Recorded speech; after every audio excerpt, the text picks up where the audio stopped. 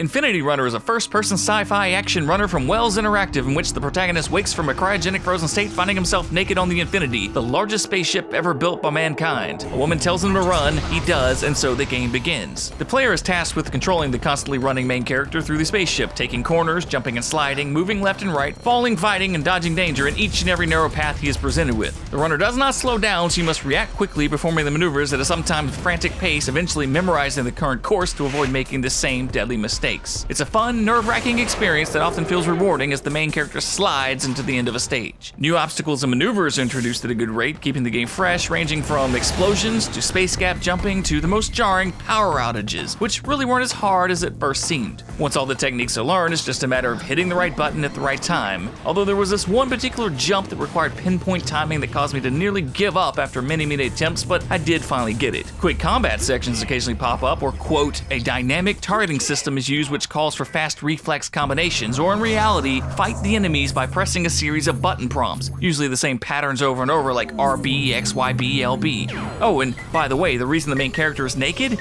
He's a werewolf. He'll transform about once a stage, making the character practically invincible and opening up a few extra maneuvers, which takes us to the story, which is told through bits of dialogue from a woman who appears to be helping us escape the ship. Sometimes she seems extremely surprised, nearly disappointed that we've survived yet another stage. So it's unclear if she's really trying to help or not. We also learn that there's another werewolf on the ship, which we must ultimately defeat. I found the story somewhat convoluted and not exactly well done, but I suppose it helps sell the concept of why we're playing a naked man/werewolf running through a spaceship. Otherwise, the game might come across as utter nonsense. Not that I would have minded. Arcade mode allows for different ways to play the stages: score, time, distance, yet the best and most likely to keep you coming back is Infinity mode. Run, run, run, and run until you run out of lives. You can check the leaderboards to see how you rank against the rest of the world, and challenges call for different objectives to be completed across the different modes of the game. The graphics and sound are not up to current standards, but gameplay is king, and that's where Infinity Runner shines. I absolutely love playing this game,